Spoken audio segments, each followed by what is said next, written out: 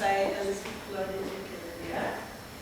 She was really an extraordinary composer. As you heard from that first piece that Elizabeth played, she had many firsts in her life. She was the first woman to ever have a piece performed in court, and she was the first woman to have her sonatas published. And she was also the first woman to ever write a set of harpsichord sonatas. The sonata that I'm going to play is in D major. It's the second of a set of 6. Composers really tended to write in sets of 6 back in the day. And it is a violin sonata, but it works perfectly for the oboe. And I have been researching her works and have recorded this for a CD as well as one of the trio sonatas that she wrote. And one thing that I found is that she is an incredibly innovative composer. And if anybody says, for a woman, I will have worked with you. Because her music is just innovative by any standards. I've done a lot of study of Baroque French music for oboe, and her works far surpass anything. She was way ahead of her time. Already thinking about writing in the Italian style in the early 1700s, when most French composers were still very much ingrained in the French dance style and not even thinking about the Italian name just yet. But Elizabeth was very much into that style, and yeah, like I say, just a little bit ahead of her time. And so I think you'll hear the interesting, if you listen very carefully to the harmonies and the twists and turns, you'll be just delighted to listen to this sonata. So she was creative musically, but not in terms of naming her movements. That's right. Because we found that everything we play is either called adagio or presto. But they all sound really different.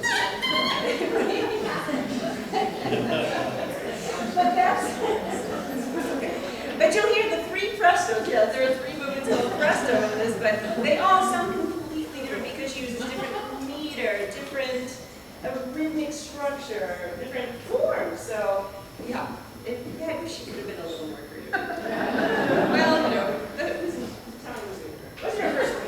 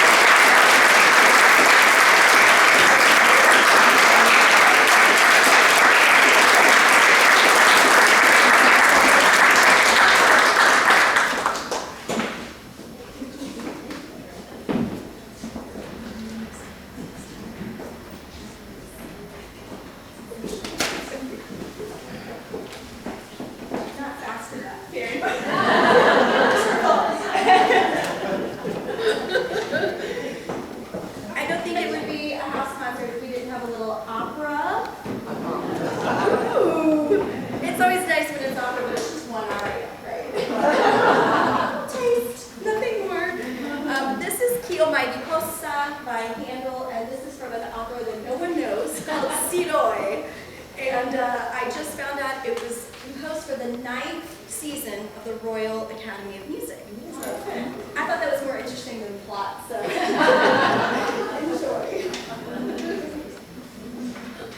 And that's it.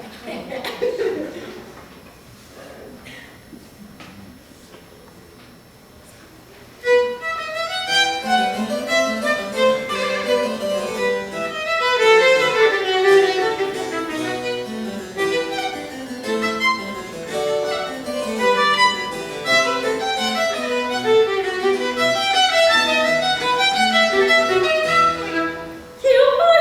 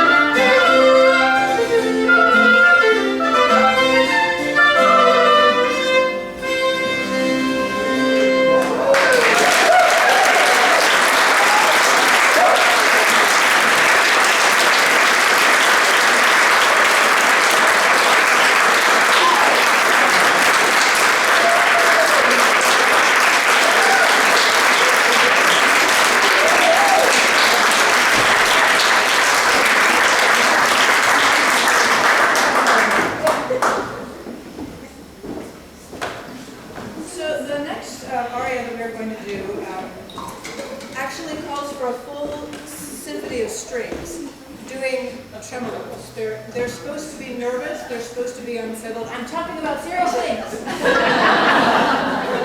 Ours is serious. Anyway, we don't have a full symphony of strings here, and to do that kind of thing on a harpsichord is nothing anybody wants to hear. But it turns out Benny has this brand new Steinway that was just itching to have some Bach played on her, and so we're going to do it there. And I think it's such a great example of how Bach's pieces transcend instruments. It transcends time, it works on anything. Let us know what you think.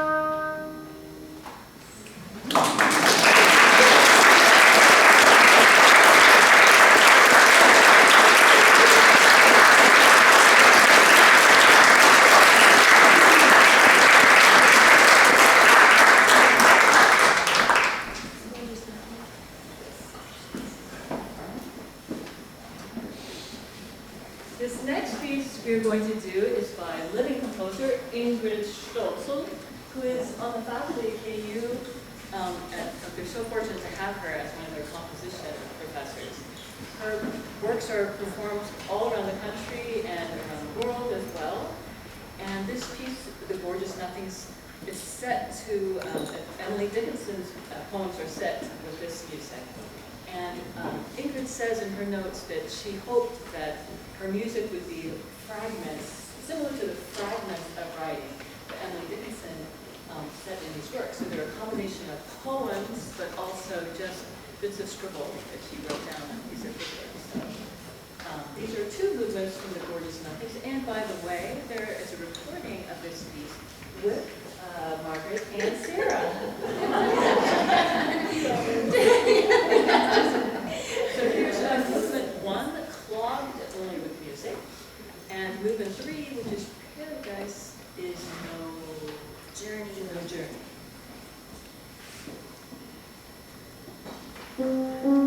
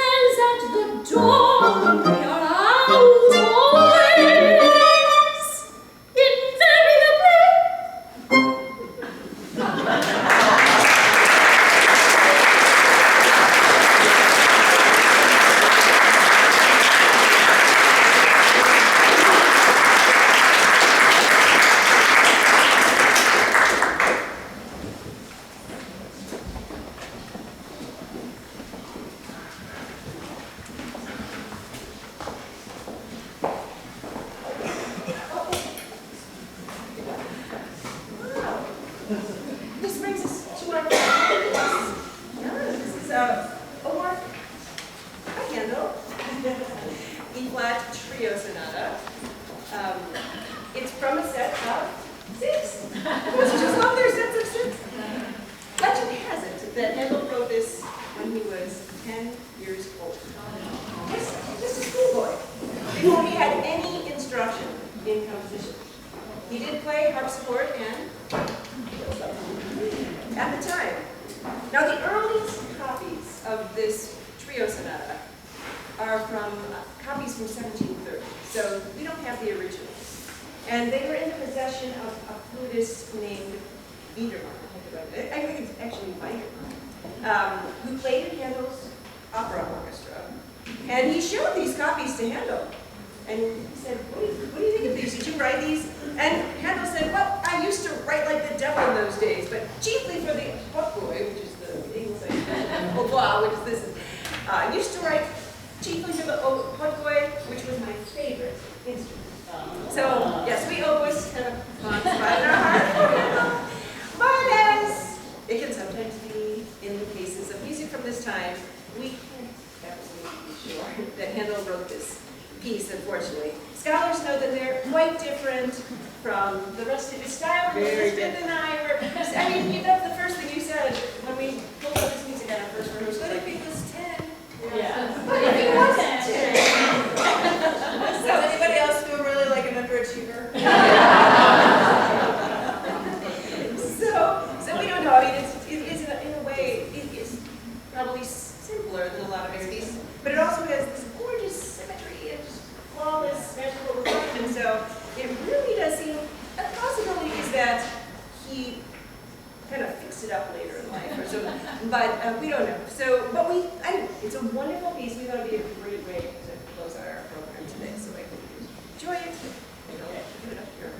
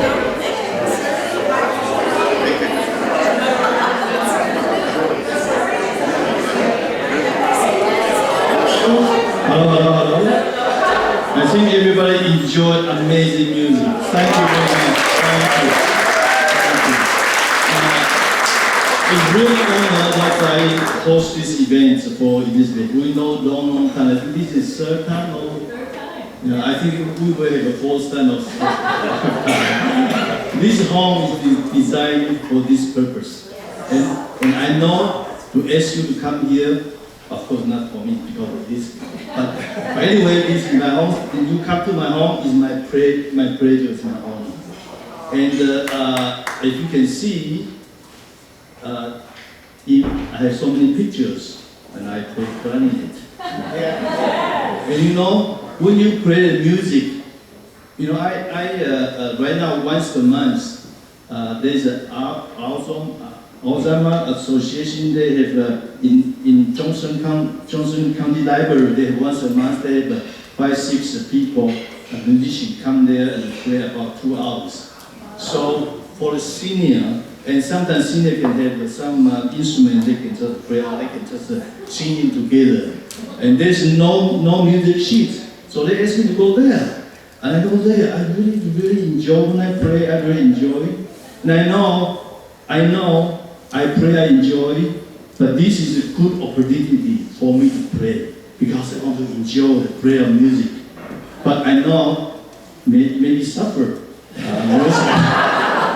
So if that's the case, please shut up for a few minutes, okay? And then I will treat you a nice dinner. Okay, the dinner, huh? But before I start, I really want to thank my wife and also the school and the retail unit. They work so hard to prepare the family. This is not catering. And you will be amazing. This may be better than catering. Maybe we should change our profession. So I'm going to do that. But this is very amazing because I want to invite the invisible pianist to come accompany this man. I think you never see this before, do you? Okay.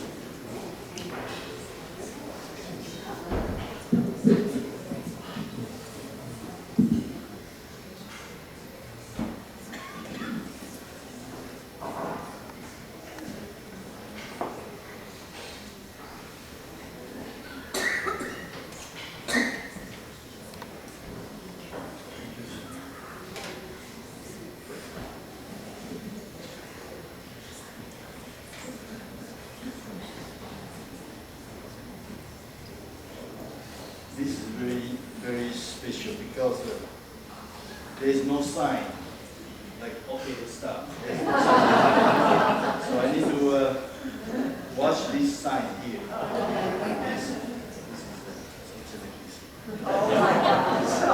This is all the music, piano note is here. But I don't read the piano note, I read the timing. Okay.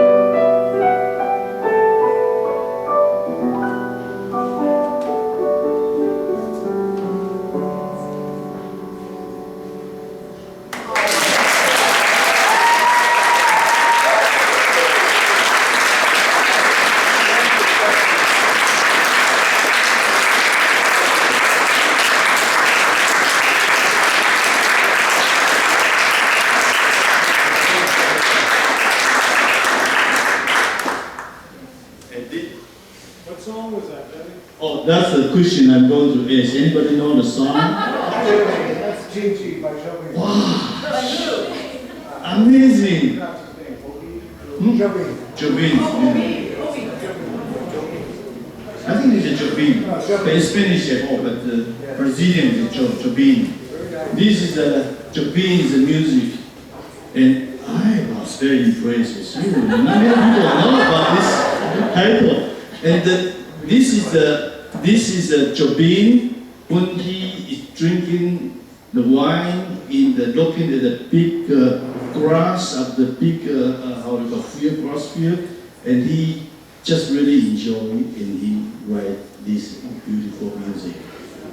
Maybe I don't play so beautiful, but this music. Thank you. I think this is my home. You have no choice. You will hear more about my clarinet while you are eating. Okay, sorry. And please enjoy. I think you will be amazed about the food. Yeah. And maybe someday you may say, Benny, can you do our catering? Let's talk about that too. Thank you. Enjoy.